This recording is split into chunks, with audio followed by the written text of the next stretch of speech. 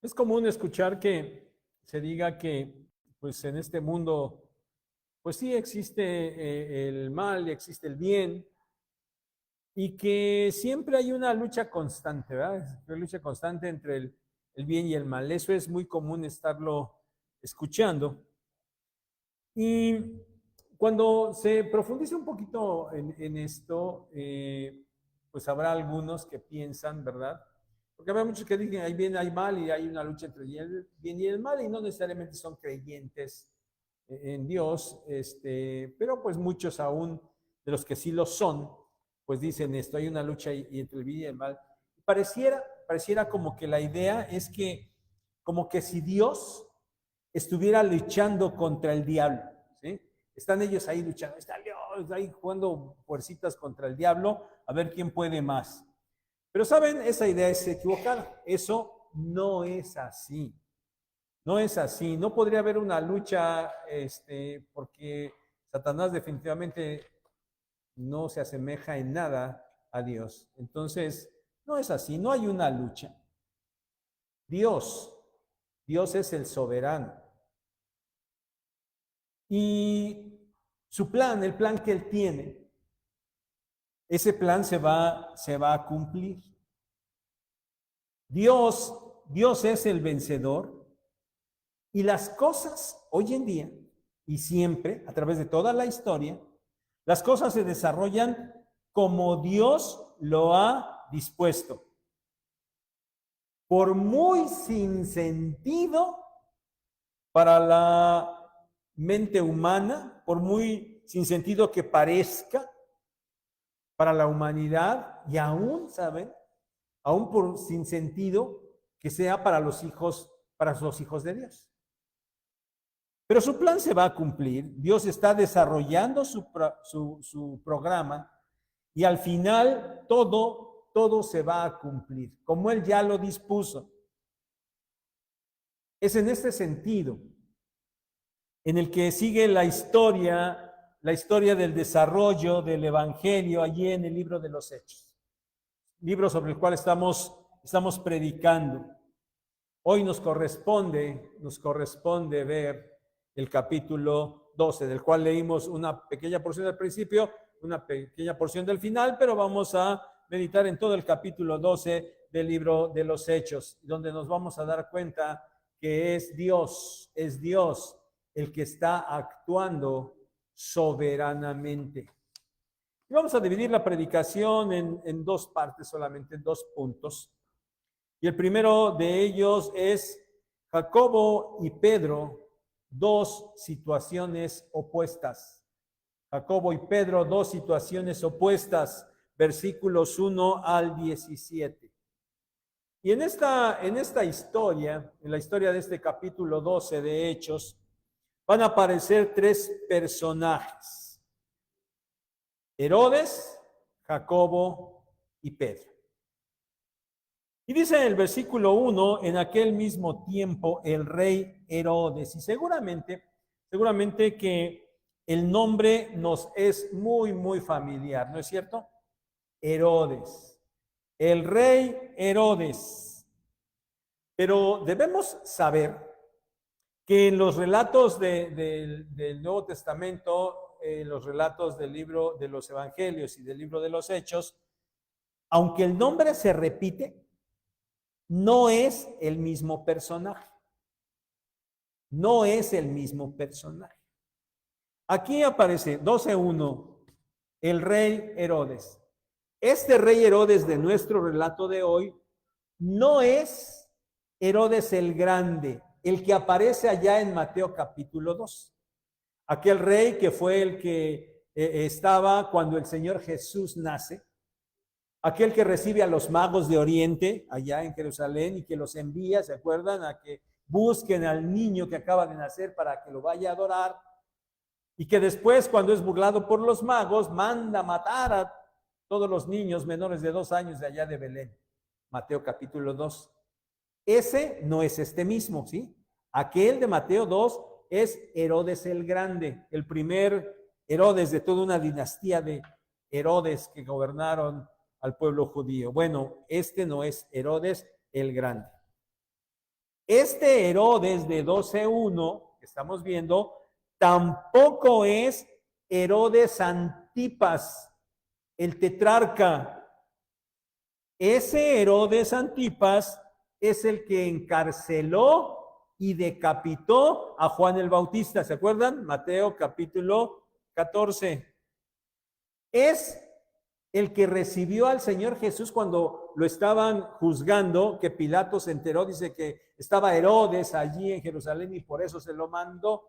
Bueno, ese de Juan el Bautista y el que recibió al Señor Jesús, ese era Herodes Antipas.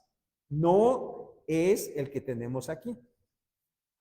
El que tenemos aquí es Herodes Agripa I. Herodes Agripa I. Este era nieto de Herodes el Grande y sobrino de Herodes Antipas. Si era de la familia, sí, pero no es el mismo, ¿sí? Para que no leamos, digamos, sí es el que mató allá. No, no es el mismo. Este es otro. Bueno, este es Herodes Agripa. Bien, aunque ninguno de los Herodes era judío, ninguno de los Herodes era judío, a diferencia de los dos primeros, de Herodes el Grande y de Herodes Antipas, el de aquí del capítulo 12, Herodes Agripa, era nieto de una mujer judía. Su abuela se llamaba Mariamne. Mariamne era una judía que se casó con Herodes el Grande. ¿Sí? Entonces, este Herodes del capítulo 12 de Hechos, bueno, él se atribuía con verdad que tenía ascendencia judía. Eso decía con verdad. Pero, ¿saben? Él aprovechó esto para congraciarse con el pueblo judío. Porque no siendo judíos los Herodes, obviamente el pueblo no los recibía de la mejor manera. Eran impuestos por el Imperio Romano y bueno, no le quedaba otra a los judíos más que aceptarlos, pero no los aceptaban de buena manera. Sin embargo, a este Agripa, pues a él sí, porque decía, bueno, mi abuela era judía. Bueno, es cierto. Pero además, ¿saben? Este Agripa declaró que él disfrutaba vivir en Jerusalén, escrupulosamente observaba la ley y todas las tradiciones, diariamente iba al templo y ofrecía sacrificios. Y durante la fiesta de los tabernáculos, las autoridades judías le daban oportunidad de leer públicamente algún pasaje de la ley. Entonces el pueblo judío sabía que Agripa no era judío, pero lo recibían bien, lo tenían como uno de los suyos. Ahora, para este tiempo de Hechos 12, los cristianos ya estaban perfectamente diferenciados de los judíos.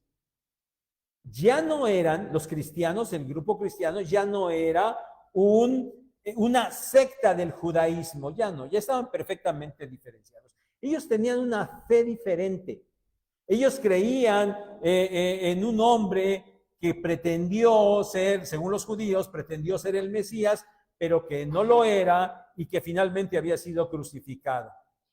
Ellos creían en ese hombre. Por eso los judíos ya no se consideraban, ya no los tenían como los suyos, inclusive los aborrecían. Pues bien, sin duda que este rey Herodes sabía esto, estaba consciente de esta situación y por eso dice allí el verso 1 que echó mano a algunos de la iglesia para maltratarlos. Lucas no nos menciona cuántos fueron y quiénes fueron, pero sí nos identifica a uno, a Jacobo. Pues bueno, miren, al igual que los Herodes en los evangelios y en Hechos y en el Nuevo Testamento tenemos también varios Jacobos. ¿Cuál es este Jacobo que está aquí, el que aparece aquí? Bueno, Lucas lo identifica muy bien, dice Jacobo, el hermano de Juan. Jacobo y Juan eran hijos de Zebedeo. Eran apóstoles. Este Jacobo era uno de los apóstoles, hermano de Juan. Y cuando el Señor Jesús los había llamado, les había apellidado Boanerges. ¿Se acuerdan? Boanerges, que significa hijos del trueno. ¿Por qué? Porque tenían un carácter, pero horrible. Yo no sé si hoy dirían tóxico, no serían bien tóxicos. Eran hijos del trueno, así les había puesto el Señor, los hijos del trueno. Entonces dijimos, este Jacobo es hermano de Juan y era un apóstol, uno de los apóstoles. Pero además, ¿saben? Este Jacobo, junto con su hermano Juan y con Pedro, formaban el grupo más cercano al Señor Jesús. Él tenía a sus 12 apóstoles, pero de esos 12, estos 3 eran sus más allegados: Pedro, Jacobo y Juan. Ese pequeño grupo fue privilegiado. Por eso este Jacobo estuvo presente en la resurrección de la hija de Jairo, Marcos 5, 35 al 43. Este Jacobo estuvo presente en el monte de la transfiguración, Mateo 17, 1 y 2. Y cuando, después de haber celebrado la Pascua, se dirigieron al huerto de Getsemaní, fue del grupo al que el Señor llevó más cerca de él para que estuvieran orando con él. Bueno, ya sabemos que no lo cumplieron, ¿verdad? Se durmieron. Pero bueno, este Jacobo estuvo allí en ese grupo cercano, Mateo 26, 36 al 38. Pero saben, hay otro detalle importante que se relaciona con nuestra narración de este momento. En la disputa de los apóstoles acerca de cuál de ellos iba a tener la preeminencia en el reino del Señor Jesús, este Jacobo, junto con Juan su hermano, ¿se acuerdan? Fueron con el Señor y le pidieron: Señor, cuando vengas en tu reino o cuando estés en tu reino, queremos que uno de nosotros se siente a tu derecha y el otro a tu izquierda. ¿Se acuerdan? Ándale, es este Jacobo. ¿Qué les dijo el Señor? Les preguntó: ¿pueden beber del vaso que yo voy a beber y pueden ser bautizados con el bautismo con el que yo voy a ser bautizado? ¿Qué dijeron estos dos presumidos? Sí, podemos, ¿no? ¿Qué les dijo el Señor? Bueno, sí, así va a ser. Del vaso que yo beba, ustedes van a beber. Y del bautismo que yo soy bautizado, ustedes van a ser bautizados. ¿Qué les estaba diciendo el Señor? Así como yo voy a sufrir y a morir, ustedes también. Les dijo, les va a pasar lo mismo. Pero eso de que se sienten a mi derecha y a mi izquierda, ¿saben qué? Eso solamente lo determina el Padre. Así es de que van a padecer, pero ustedes no se van a sentar ahí. No lo sé, ¿no? Bueno, eso sucedió, o nos lo narra ya Marcos capítulo 10, 35 al 39. Ese es este Jacobo. Y aquí le estaba llegando el momento. Este era el momento en el que él iba a beber de ese vaso que el Señor había bebido. Porque aquí, verso 2, Herodes lo mató a espada. Le llegó su momento. Y saben, este apóstol Jacobo fue el primero de los apóstoles en morir, fue el primero. Y es el único cuya muerte se registra en el Nuevo Testamento. No van a encontrar cómo murieron los otros 11, no lo van a encontrar. Obviamente por la tradición podemos escuchar cosas y sabemos cosas, pues quizás por ahí algo que pueda decir que eso es cierto, pero del único apóstol que se tiene registro en el Nuevo Testamento de su muerte es de este Jacob. Pues bien, Herodes lo mató a espada. Y dice Lucas que esto de que Herodes haya matado a Jacobo agradó a los judíos. Ya dije, los judíos ya no querían a los cristianos. Les agradó que había apresado a algunos y que había matado a Jacob. Verso 3, como a los judíos les había agradado la ejecución de Jacobo, entonces Herodes procede a apresar a Pedro. Ahí va Pedro a la cárcel otra vez, ¿va? Ya decía Pedro, yo creo que tenía su tarjeta de cliente frecuente allí en la cárcel porque una tras de otra lo llevaban al Pedro. Bueno, otra vez. Herodes procede a apresar a Pedro. Y dice ahí Lucas que eran los días de la fiesta de los panes sin levadura. Es decir, se celebraba la Pascua y luego durante 7 días era esta fiesta de los panes sin levadura. Ambas fiestas estaban totalmente relacionadas. Entonces, cuando Herodes mató a Jacobo, estaba empezando esta fiesta y entonces prende a Pedro y lo mete a la cárcel y estaban en estos días de la fiesta. Ahora, quiero que notemos algo importante. En lo que le sucedió a Jacobo, Lucas no da detalles. Solo lo menciona con unas muy pocas palabras ahí en el verso 2. Lo mató a espada. En contraste, a lo que le sucedió o a lo que sucedió con Pedro, Lucas sí le dedica una parte extensa, detallando muchas cosas. Y de eso lo encontramos en los versículos 4 al 17. Versículo 4. Pedro fue puesto en la cárcel, custodiado por 4 grupos de 4 soldados cada uno. ¿Qué dijo Herodes? No, este ya se me escapó 2 veces, ¿verdad? No, esta vez no se me va, ¿no? 4 grupos de 4 soldados, 16 soldados. Lo más probable es que pues estaban turnando y que estaban 8 y luego 8. No sé si estaban 24 por 24, 12 por 12, no sé, pero bueno, eran ahí 16 divididos en dos turnos. La intención de Herodes, dice el versículo 4, era sacarlo al pueblo después de la fiesta, no durante la fiesta. Después, terminando la fiesta, Herodes pretendía sacárselo al pueblo. Verso 5, la iglesia, dice, hacía oración por él. Mientras todo está pasando, la iglesia hacía oración por él. Verso 6, llegó, se acabó la fiesta, el último día de la fiesta, llega la noche, y durante esa noche anterior al día en que Herodes sacaría a Pedro para juzgarlo y evidentemente para matarlo, Pedro, dice ahí, el verso 6, ¿estaba qué? Dormido. Quiero que imaginen la escena.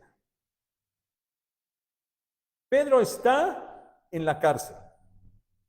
Seguramente no tenía una, ¿cómo se llama? Una celda ahí lujosa, con esa que vemos que algunos presos tienen en las cárceles. No. Pedro estaba en la cárcel. Seguramente estaba en el suelo. El suelo debió haber estado frío.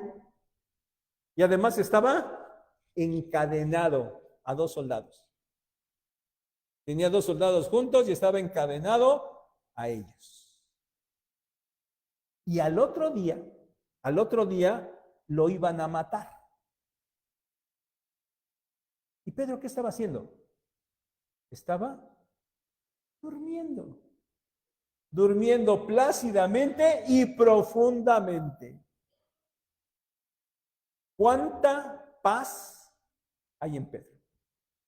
Por eso decía, imagínense la escena.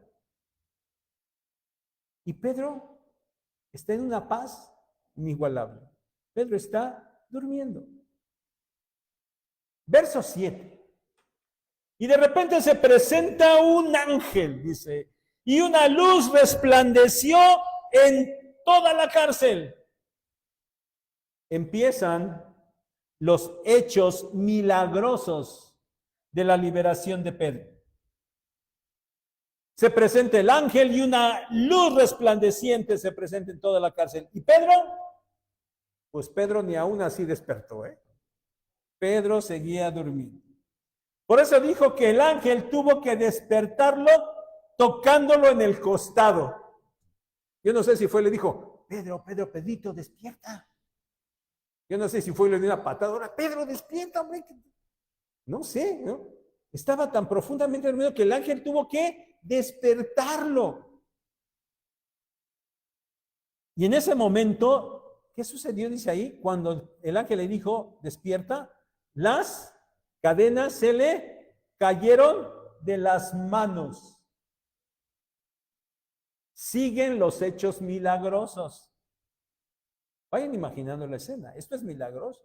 Se le cayeron las cadenas, se soltaron las cadenas. Verso 8. El ángel le sigue dando instrucciones a Pedro. Cíñete y átate tus sandalias. Es muy probable que Pedro despierta y así. Imagínense la madrugada cuando se despiertan ustedes por algo, ¿no? A veces, ¿qué? Se vuelven a dormir inmediatamente, ¿no? Pues imagínense Pedro también así. Más tan profundamente dormido. Seguramente está muy somnoliento Pedro.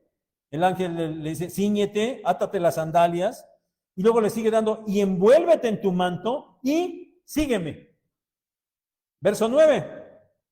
Pedro, pues sigue al ángel, pero no sabe si eso que estaba sucediendo era verdad. Él pensaba que estaba viendo una visión. Capítulo 10, acaba de tener una visión, ¿se acuerdan? Cuando vio aquel lienzo que descendía del cielo. Pedro había visto una visión, entonces aquí está, no sabe qué está pasando. Él piensa que es una visión.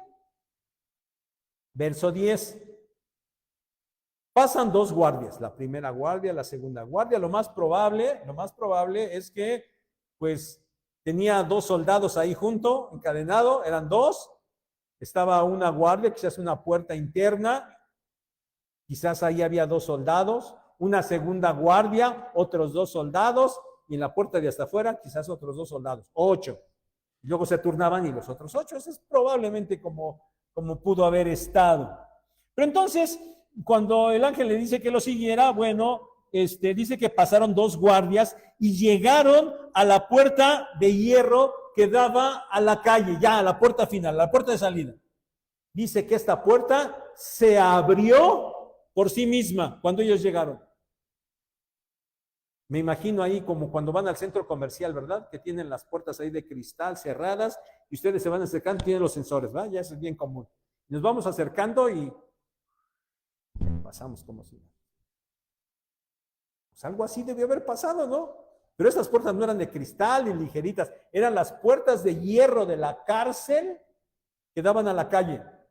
Cuando ellos iban acercándose, las puertas se abrieron por sí solas. Otra acción milagrosa. Salieron y cuando avanzaron una calle, dice el ángel, se fue.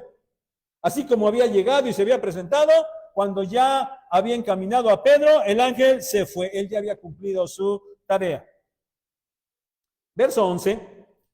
Entonces dice que Pedro volvió en sí, a lo mejor ya despertó, y se dio cuenta que no era una visión. Él entendió que era verdad que el Señor había enviado a su ángel para librarlo de mano de Herodes y de todo lo que el pueblo de los judíos esperaba.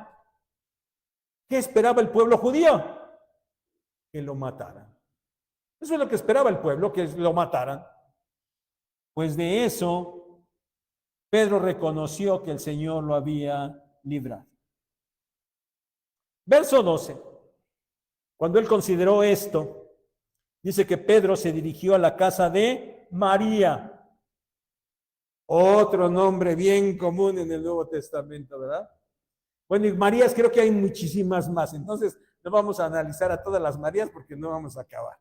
Pero bueno, ahí está María, aquí Lucas la identifica y la señala como la madre de Juan, dice.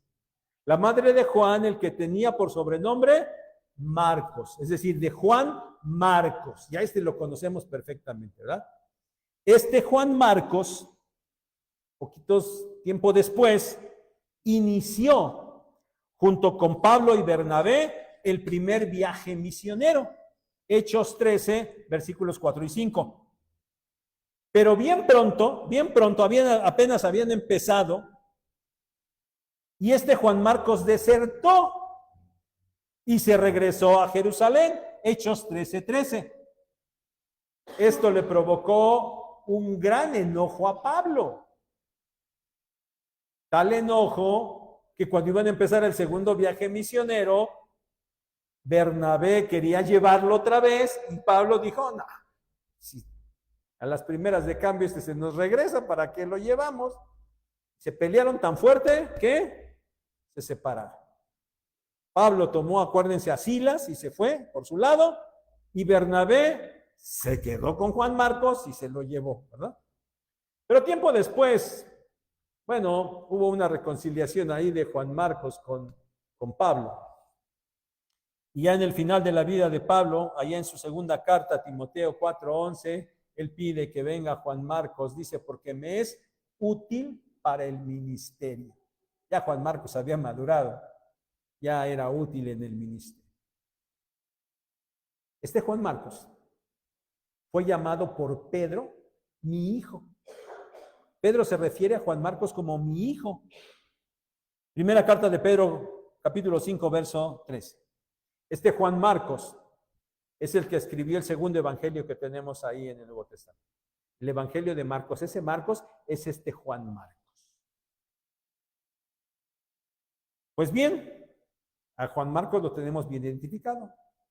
Pues en la casa de su madre estaban algunos reunidos aquella noche, algunos de la iglesia reunidos ahí orando.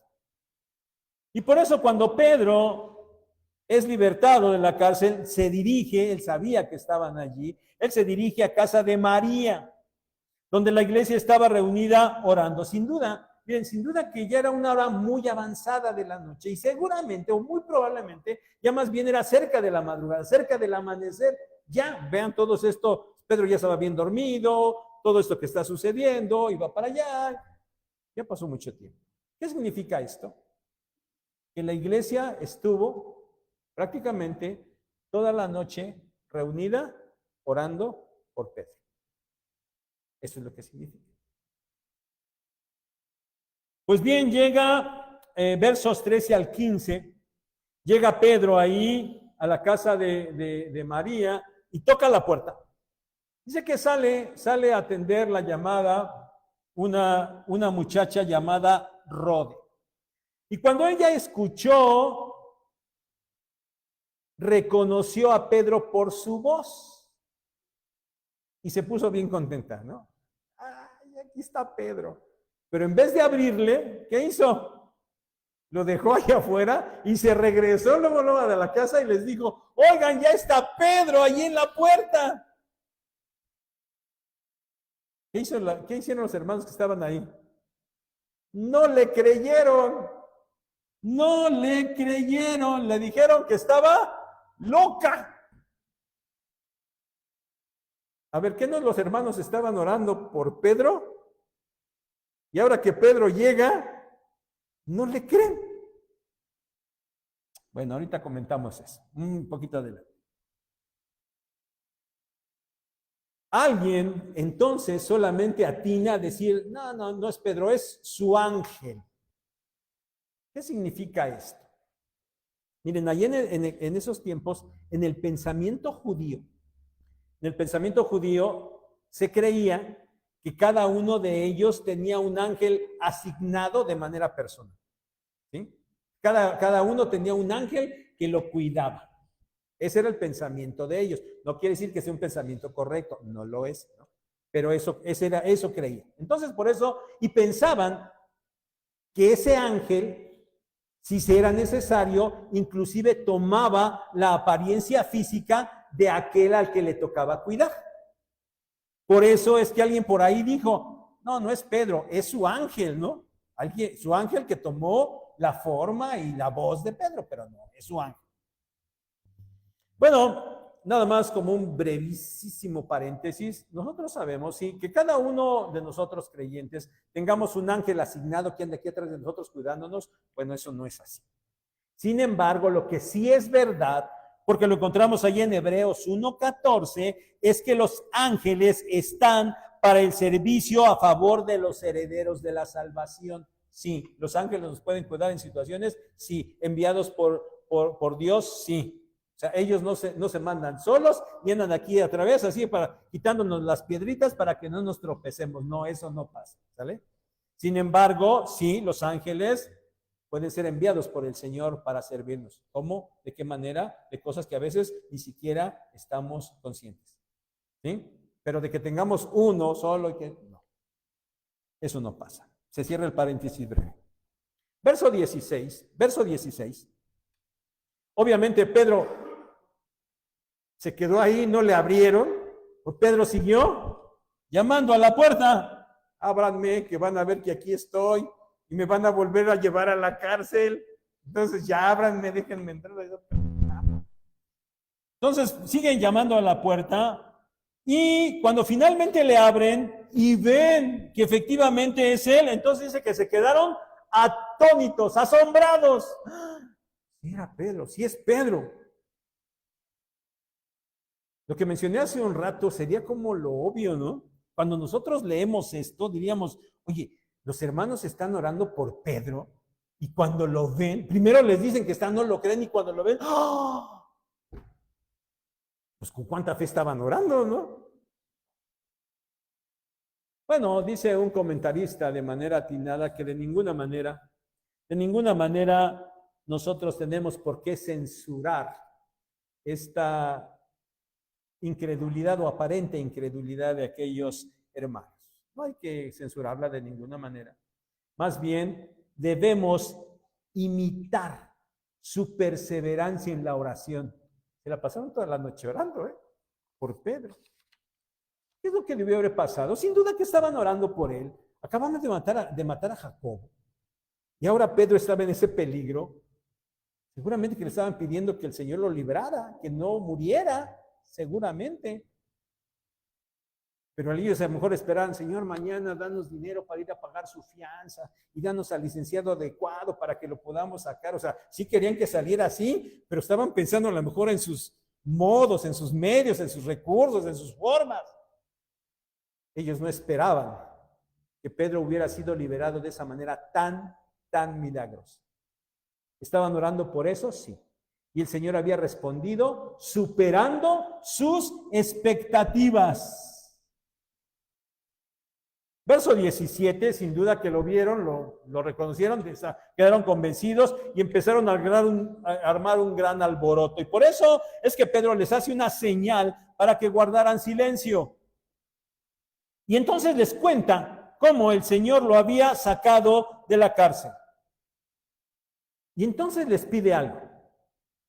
Les pidió que se lo hicieran saber a Jacobo y a los hermanos. ¿A Jacobo? ¿Pues qué no lo acababan de matar? Bueno, ¿qué les dije hace rato? Hay muchos Jacobos. El Jacobo al que aquí se refiere Pedro no es Jacobo el apóstol al que acababan de matar, porque Pedro sabía que lo habían matado, ¿verdad? Este Jacobo al que aquí Pedro se refiere es Jacobo, el hermano del Señor Jesús. Es decir, el medio hermano, ¿verdad? Porque era hijo de María, más no de José, pero era su hermano. Sí, el Señor Jesús tuvo hermanos. Ahí van los del otro, los del negocio de enfrente, les dicen que eran sus primos. No es cierto. eran sus hermanos, eran hijos de María y de José, sí. María no permaneció virgen toda la vida, no, tuvo hijos. Uno de esos era Jacobo. ¿Qué es este Jacobo? Marcos 6:3 lo menciona. Marcos 6:3. Obviamente, este Jacobo, hermano del Señor Jesús, no creía en él. Ni él ni sus hermanos creían que el Señor Jesús era el Mesías. Ellos no creían en él. Pero nos dice Pablo allá en 1 Corintios 15:7 que cuando el Señor resucitó, se le presentó a Jacobo, a este Jacobo. Se le presentó al hermano del Señor, se le presentó. Y entonces, sin duda, ese Jacobo, al ver, él sabía que lo habían matado en la cruz y ahora se le está apareciendo a él ese hombre con el que él había crecido ahí en casa de su madre María y de su padre José. Ahora lo ve resucitado, sin duda que eso lo convenció. Y Jacobo entonces creyó en el Señor Jesús. Y saben,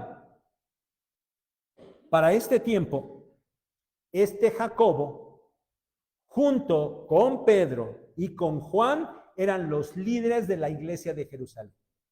Jacobo era el líder de la iglesia, Jacobo era el pastor de la iglesia de Jerusalén. Es este Jacobo. Hechos 15:13, Gálatas 1:19 y 2:9. Este Jacobo es el que escribió la carta general que encontramos ahí en el Nuevo Testamento, es que le llamamos Santiago. Santiago y Jacobo es lo mismo, ¿sí?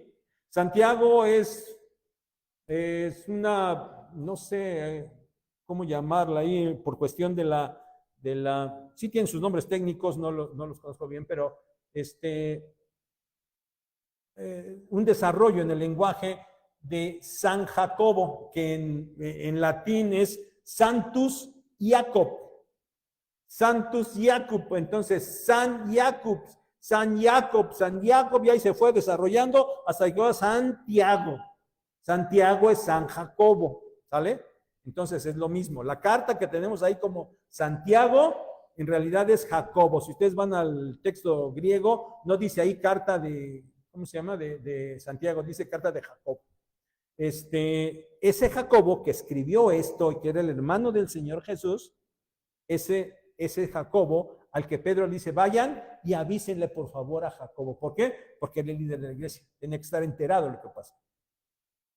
Bueno, y entonces, después de que les pide esto, dice que Pedro salió de la casa de María, prudentemente. Él no se quedó ahí escondido, sabía que lo iban a buscar, y si llegaban allí y lo encontraban ahí, no solamente a él lo iba a apresar, sino que seguramente iba a perjudicar a todos los demás, y a María, y a Juan Marcos, y a los demás hermanos. Entonces, Pedro prudentemente sale y dice que se fue, se retiró. Se fue a otro lugar. Esa expresión de otro lugar significa a un lugar desconocido, a un lugar diferente. O sea, no se fue de la casa de María y se fue a esconder a otro lugar por ahí en Jerusalén. Él se fue de Jerusalén. ¿A qué lugar? No sabemos. No dice. ¿Saben? Después de esto, solamente, otra vez, en Hechos, capítulo 15, se vuelve a mencionar a Pedro de una manera ya muy breve. Es decir, aquí, Pedro desaparece ya de la escena. Porque la historia es la historia de la predicación del Evangelio. Y la historia a partir de aquí ya deja a Pedro y se va a enfocar en Pablo. Y en la predicación del Evangelio a los gentiles, para llegar hasta lo último de la tierra. Es la última aparición de Pedro como protagonista. Ahora, ¿por qué? ¿Por qué el Señor permitió que Jacobo muriera, pero libró a Pedro y lo libró de una manera milagrosa. ¿Por qué? Los dos eran sus apóstoles. Los dos eran de su grupo íntimo. ¿Por qué permitió que Jacobo muriera? ¿Y por qué liberó a Pedro de una manera milagrosa? No lo sabemos. No sabemos. No sabemos la razón por la que esto sucedió así. Pero es Dios obrando soberanamente. Así lo decidió el Señor. Ahora, mis hermanos, consideremos lo que esta historia nos enseña en este primer punto.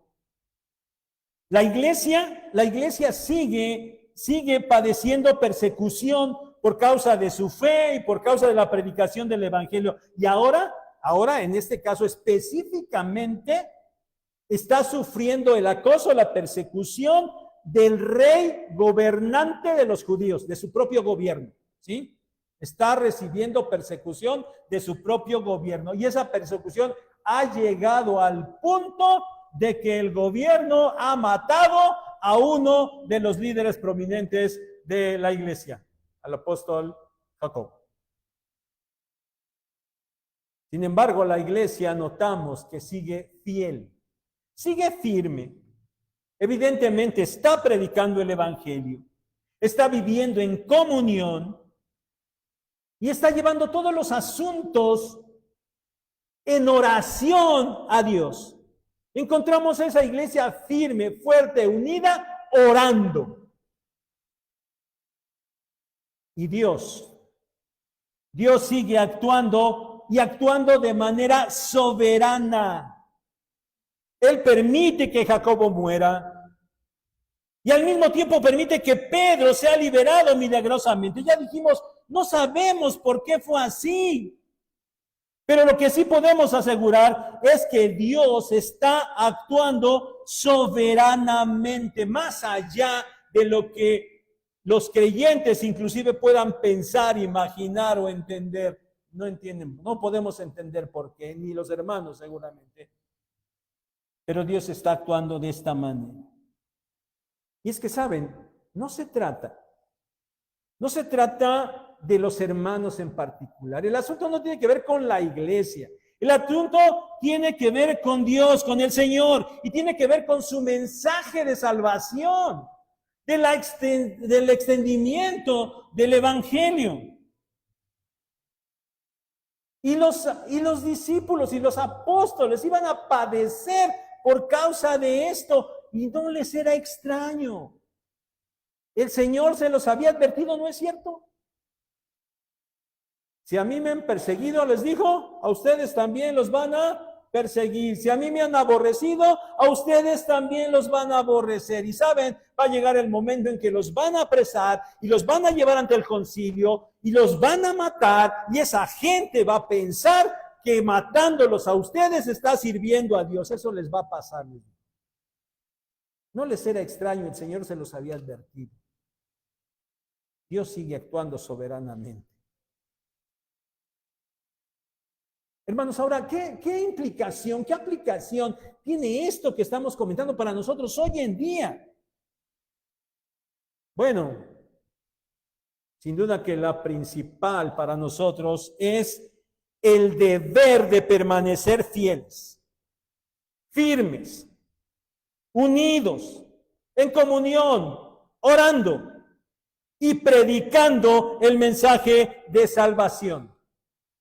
A pesar de las circunstancias que se presenten y de parte de quien se presente, no importa.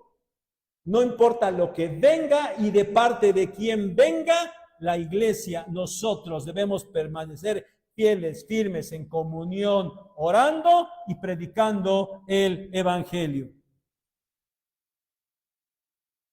Pero, mis hermanos, creo que debemos seguir insistiendo en que definitivamente estamos fallando en esto.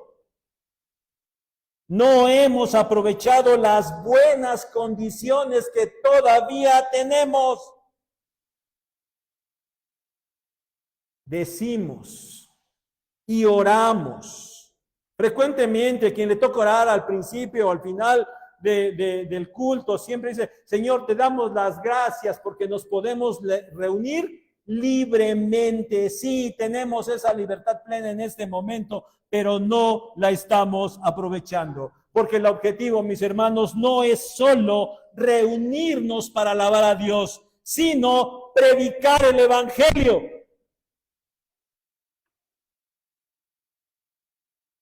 Y no lo estamos aprovechando. Aquí nuestros hermanos, aquella iglesia primera estaba en una situación totalmente contraria a la nuestra, pero ellos permanecieron fieles, firmes, orando y estaban predicando el evangelio. ¿Saben? Lo hemos empezado a comentar ya de algún tiempecito breve, no mucho para acá entre Joel y yo. Y también lo hemos empezado a comentar con algunos y en forma general. Y quiero aprovechar para comentar. No sabemos cómo se van a poner las cosas para la cristiandad en este país. Hoy nos reunimos libremente en este lugar. Pero ¿cuánto tiempo van a ser las cosas? Más allá de sus preferencias políticas que deberían no ser tan apasionantes, porque algunos de ustedes son muy apasionados con estas cuestiones. Pero más allá de eso, es una realidad que no sabemos, a cómo va avanzando este gobierno, si las cosas vayan a cambiar en un tiempo no muy lejano. Vean las noticias. Ya quieren empezar, y lo van a hacer, quieren empezar a supervisar lo que los curas y los pastores predican, para ver si se apega a sus políticas y a sus cuestiones de ¿cómo le llaman? Discursos de violencia, creo que se llama, ¿verdad? Los discursos de violencia, o sea, que no sean así. Bueno, no sé qué vaya a pasar. Saben, sinceramente, a un año todavía, yo decía, es que para que nosotros podamos pasar esto, que podamos llegar a que se nos impida, que el gobierno nos pueda perseguir, hostigar o algo, pues yo decía que no, les decía muy lejos la situación, pero hoy, hoy ya no sé. Ya no sé. No sé qué vaya a pasar o en cuánto tiempo vaya a pasar. Hoy está la puerta abierta y nos metemos como si nada. ¿Qué tal si dentro de poco llega la Guardia Nacional y cierra la puerta y se para ahí enfrente y no nos deja entrar? ¿Qué va a pasar? ¿Qué vamos a hacer? Hoy tenemos libertad para reunirnos y libertad para predicar el evangelio y no lo estamos aprovechando. ¿Qué pasará cuando esas condiciones se reviertan? ¿Qué vamos a hacer? ¿Cómo vamos a reaccionar? ¿Y qué va a pasar con la predicación del evangelio entonces? Por eso, mis hermanos, el llamado es a permanecer fieles y firmes.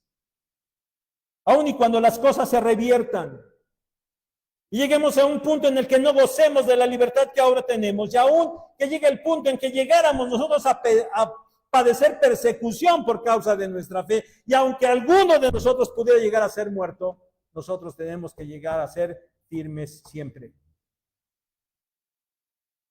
¿Va a pasar? Yo diría que yo quisiera que no, pero no lo sé.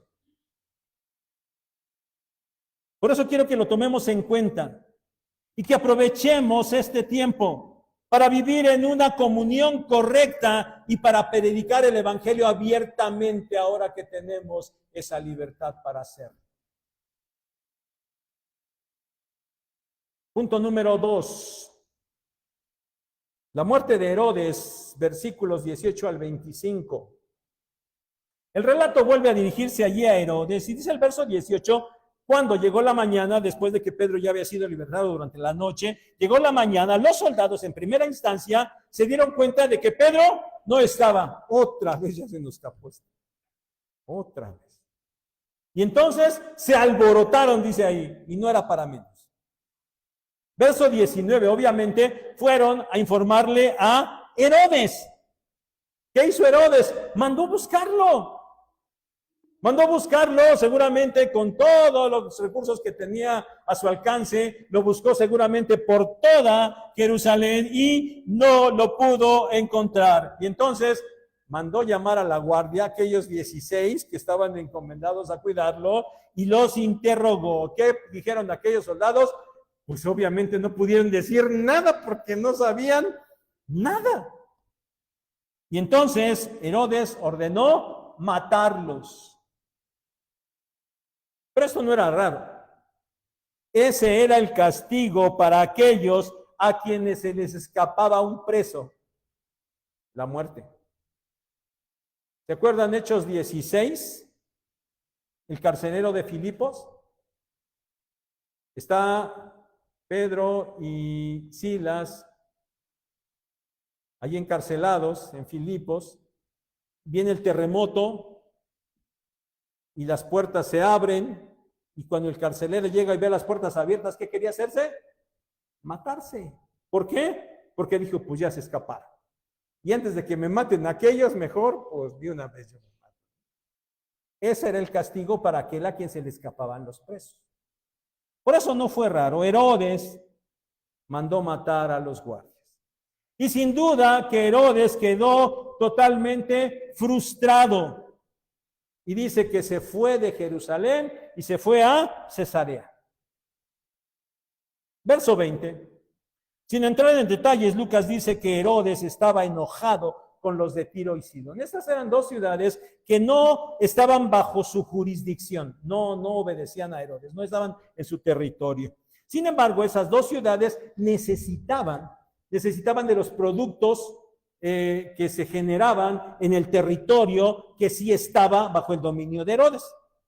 Entonces, esos de Tiro y Sidón querían pues hacer las paces con él, pues para que les pudieran seguir vendiendo todos aquellos productos que necesitaban. Y por eso dice que sobornaron a uno de los servidores de Herodes, de sus más cercanos, para buscar una audiencia con él y para poder limar las asperezas y restablecer ese comercio que tanto necesitaba. Verso 21. Tal vez por esto, y aunado a que ahí en Cesarea se hacían festivales en honor al César, al emperador romano, es que había pues celebración en esos días ahí en Cesarea. Y entonces dice ahí, verso 21, que cierto día Herodes se vistió de sus ropas reales y se sentó en el tribunal. Saben, hay un historiador de allá del primer siglo, se llama Flavio Josefo. Este historiador es judío, o era judío de nacimiento, pero también asumió, después de muchas cosas, por ahí busquen su historia, es interesante, después tenía la ciudadanía romana, es un historiador judeo-romano del primer siglo. ¿Saben? Ese historiador registra los hechos que se nos narran en estos versículos del 21 en adelante. Él dice, Herodes, cubierto con una vestidura admirablemente tejida de plata, se dirigió al teatro a primeras horas de la mañana. La plata, iluminada por los primeros rayos solares, resplandecía magníficamente, reluciendo y deslumbrando con aterradores reflejos a quienes lo admiraban. En los escritos Antigüedades, tomo 19, capítulo 7, párrafo 2. Así lo registra. Lucas dice que se vistió de las ropas reales, y esas ropas reales eran esplendorosas, reflejaban el sol. Pues con ese atuendo tan ostentoso, y en esa situación tan ostentosa se subió allá, dice, al tribunal, y desde ahí empezó a dar un discurso al pueblo. Verso 22. El pueblo clamó, probablemente más por conveniencia que por una auténtica convicción. Empezó a decir, voz de Dios y no de hombres. Cosa que evidentemente Herodes no rechazó. Lo estaban elevando a un nivel de la divinidad y él lo estaba aceptando gustosamente.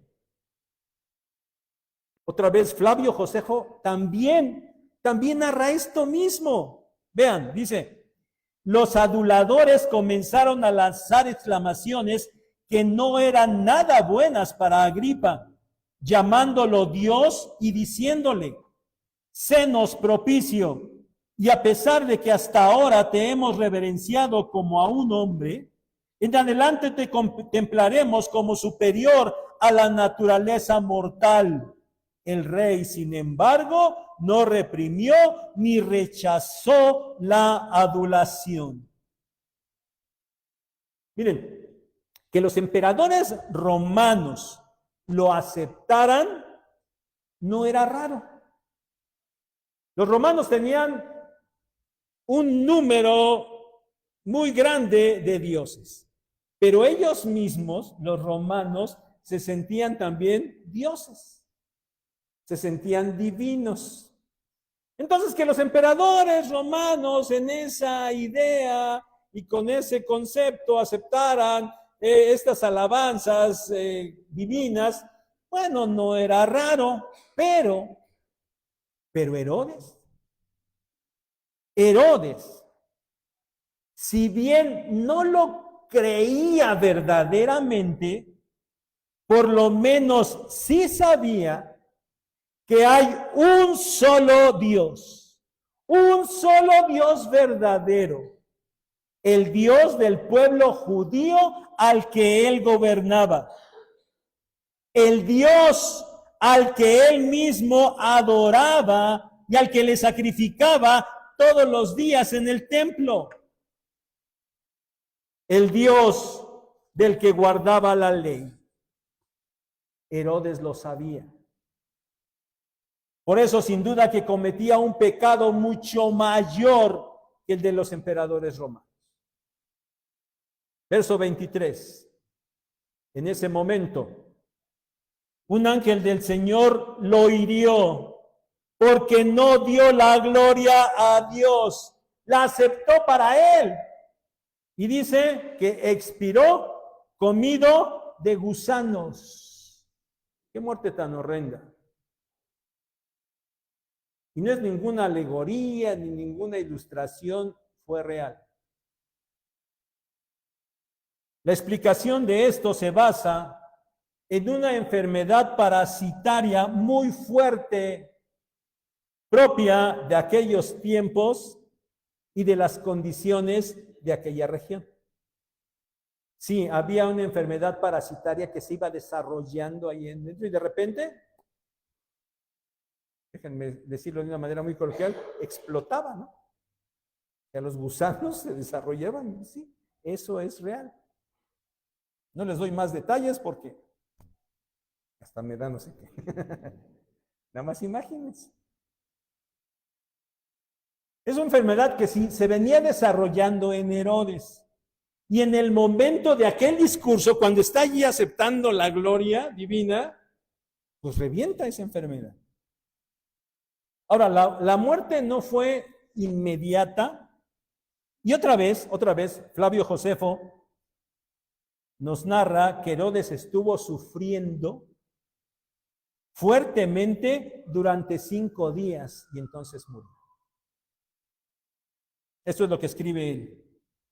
Empezó a sentir dolores en el vientre, violentísimos desde el comienzo.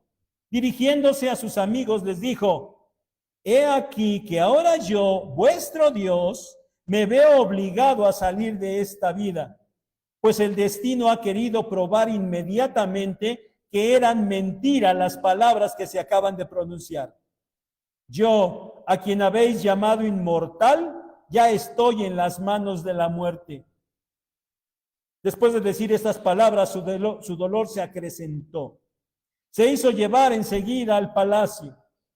Finalmente, después de sufrir dolores abdominales durante 5 días continuos, murió, siendo de edad de 54 años y en el 7º de su reinado. Aquel hombre fue condenado por Dios. Verso 24. Pero la palabra del Señor crecía y se multiplicaba. Este Herodes trató de luchar contra la iglesia. Eso implicaba luchar contra el evangelio. Y en última instancia y a final de cuentas, eso significaba pretender luchar contra Dios. Y digo pretender. Parecía, ¿verdad? Parecía que esa lucha de Herodes estaba teniendo éxito. Voy a luchar contra esa iglesia, voy a apresar a algunos, voy a matar a uno de sus líderes, y mató a Jacobo. Y parecía que estaba teniendo éxito. Y voy a apresar a Pedro y lo voy a tener aquí. Pero entonces Dios empieza a actuar soberanamente. Parecía que tenía éxito, pero finalmente fue juzgado. Porque nadie puede intentar luchar contra Dios y salir airoso. Nadie.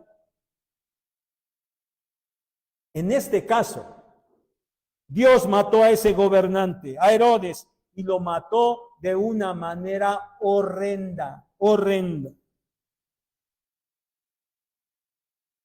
Pero no siempre ha sido o será así. ¿Cuántos gobiernos y gobernantes a través de la historia y en este tiempo se burlan de Dios y rechazan a Dios? Y Dios no los mata, ¿no?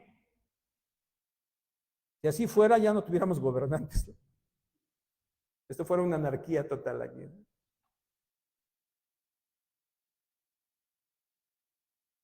¿Por qué no lo hace? Porque Dios es soberano. Dios es soberano. Y así como actúa con sus hijos de una manera que a veces no entendemos, así como permitió que Jacobo muriera, pero libró a Pedro,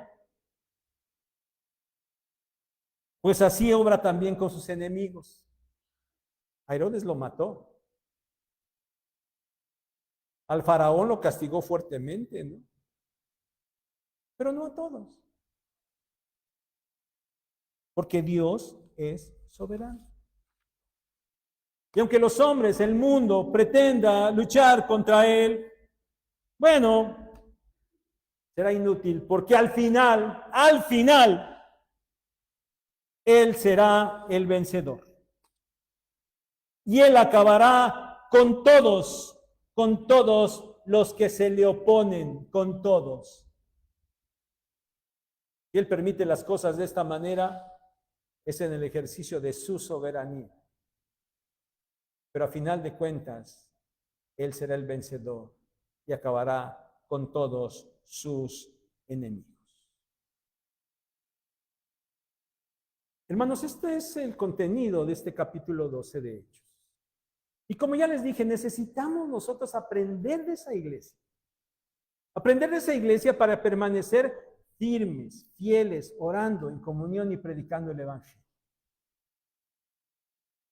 Porque no sabemos cómo van a suceder las cosas y Dios sabe que, y se los comento, a mí me da hasta miedo pensar en esta situación. Pero como les dije, ya no es tan descabellado pensar que pudiéramos llegar a eso. El Señor quiera librarnos de esta situación. Pero si no lo quiere y lo permite, es porque Él está obrando en el ejercicio de su soberanía.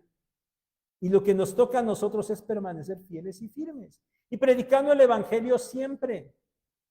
Y mis hermanos, por eso, ¿para qué esperamos a que eso suceda? Ahorita que tenemos la libertad y ahorita que tenemos la oportunidad, no la desaprovechemos. fieles, firmes, viviendo en comunión y predicando el Evangelio. Eso es lo que debemos aprender. Y si Dios permite otra cosa, sigamos de la misma manera. ¿Saben? Porque las cosas que acontecen no son históricas, no son sociales, no son culturales, no son políticas. Las cosas siempre serán espirituales. Este mundo está controlado por Satanás y siempre va a ir en contra de Dios. Las cosas siempre son espirituales. Y el mundo y Satanás ver en contra de Dios y todo lo que es suyo, su palabra, su mensaje, su evangelio y su iglesia. Siempre. Debemos nosotros, hermanos, mirar las cosas en ese sentido. ¿Qué le va a pasar a este país o a este mundo? Ya sabemos, lo bueno no les va a pasar. Nuestra esperanza no debe estar en que si este gobierno, si aquel gobierno, que si en esta postura filosófica o que si en esta cuestión cultural. No, nuestra esperanza debe estar en lo espiritual, en el Señor, porque a final de cuentas su plan se está cumpliendo. Él es soberano y Él va a ser el triunfador. Y un día nosotros estaremos con Él y veremos ese triunfo. Veremos ese triunfo. Por eso, mis hermanos, necesitamos fortalecernos espiritualmente para resistir los ataques del diablo. Vengan como vengan y vengan de quien vengan, firmes y fieles. Al final de cuentas, tenemos la victoria asegurada porque Dios es el soberano. Descansemos en esto.